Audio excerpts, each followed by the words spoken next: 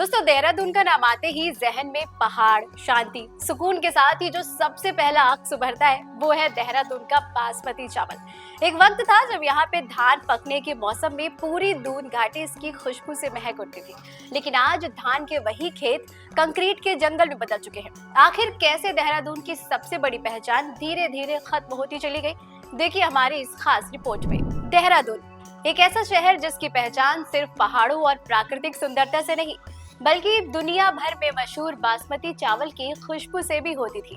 यहाँ की उपजाऊ दोमट मिट्टी, हिमालय से आने वाला साफ और खनिज युक्त पानी, अनुकूल जलवायु यहाँ की बासमती को खास बनाते थे। डोईवाला, प्रेमनगर, सहसपुर, सेलाकुई, विकास नगर, हरबर्टपुर और रायपुर जैसे इलाकों में बड़े पैमाने पर पारंपरिक बासमती की खेती होती थी। ये चावल देश ही नहीं बल्कि विदेशों तक अपनी अलग पहचान रखता था। लेकिन अब तस्वीर बदल गई है। जिन खेतों में कभी बासमती लहलहाती थी, वहां आज सीमेंट और कंक्रीट के जंगल दिखाई देते हैं। हमारे साथ किसान नेता लाल सिंह गुर्जर जी हैं, बताएंगे क्या रहा इतिहास देहरादून की बासमती का। लाल सिंह जी, आपका स्वागत है द हो हल्ला में। धन्यवाद आपका बहुत बहुत। देहरादून की बासमती जब हुआ करती थी, जब यहाँ किसान थे, खेती थी। आज ना किसान है ना खेती है, कंक्रीट का जंगल बन चुका। अगर आज कोई देहरादून की बासमती के नाम पर बासमती बेच रहा है या उसके लिए कोई तारीफ़ कर रहा है तो एक अपने आप पे एक भद्दा मजाक है। कोई भी कह रहा है इस बात को कि हाँ भाई देहरादून में बासमती है। खेती ख़त्म हो गई, बासमती कहाँ से आएगी? देहरादून से लेके विकासनगर तक, हरिद्वार तक एग्रीकल्चर ज़मीन ही नहीं बची, कहाँ से आप बासमती की बात करेंगे?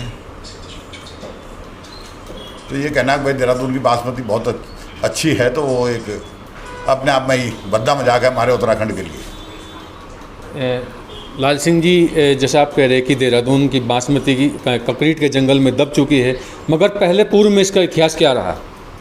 पूर्व का इतिहास, जहाँ आज हम बैठे हैं यहाँ बासमती के खेत हुआ करते थे और ऐसे खेत हुआ करते कि उनकी खुशबू नहर से जब साइकिल से आदमी निकलता था ना तो उसकी खुशबू साइकिल पे चलने वालों को भी आती थी। वो बासमती यहाँ पैदा हुआ करती थी। देहरादून के बासमती चावल को दुनिया भर में एक अलग पहचान मिली है। आज भी देश भर में इसकी बिक्री जारी है, लेकिन खेती का रकबा घटने के बाद अब इस चावल की विश्वसनीयता पर सवाल उठने लगे हैं। वहीं उत्तराखंड में किसानों की स्थिति और कृषि उत्पादन में कमी को लेकर सरकार बड़े प्रयास करने की बात कह रही है। जो देहरादून की बासमती थी उसकी खुशबू पूरे देश में जाती थी। अब जोत का जो क्षेत्र था, बड़े बड़े बिल्डिंग बन गई, उसकी वजह से सिकुड़ गया। इस पर क्या ये देखिए, निश्चित ही राज्य बनने के बाद जहाँ हमारा खेती का क्षेत्रफल घटा है वहीं बासमती का क्षेत्रफल भी, क्योंकि पहले देहरादून के आसपास के सारे क्षेत्रों में बासमती हुआ करती थी, लेकिन धीरे धीरे कम हो रहा है। लेकिन हम किसानों को प्रोत्साहित कर रहे हैं। जो विकासनगर की बेल्ट है और रायपुर की बेल्ट है, यहाँ पर हमारे किसान बासमती का उत्पादन कर रहे हैं और जो नई तकनीक का प्रयोग करके नई किस्म की बासमती हम लगा रहे हैं, हमारा उत्पाद बढ़ रहा है और हमारी सरकार उनको बढ़ावा दे रही है और आज उसकी डिमांड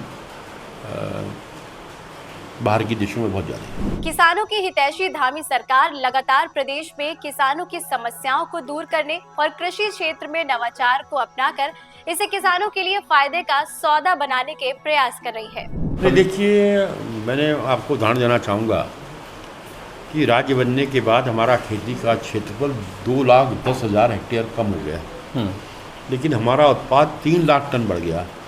ये इस बात का प्रतीक है कि जो हम आज नई वैरायटी लेकर आ रहे हैं। आज अब 15 ने धान की कई किस्में विकसित की हैं, गेहूँ की कई किस्में विकसित की हैं, तो हमारा उत्पाद बढ़ रहा है। तो निश्चित ही पहले की अपेक्षा हमारा उत्पाद बढ़ेगा। निश्चित ही किसानों को हमारी सब्सिडी हमारी सरकार दे रही है, और यंत्रीकरण पे हम सब्सिडी दे रहे हैं, सिंचाई पे हम सब्सिडी दे रहे हैं और किसान अपने उत्पाद को बढ़ा रहा है। आगे हमसे जुड़े रहने के लिए देखते रहिए द हो हल्ला।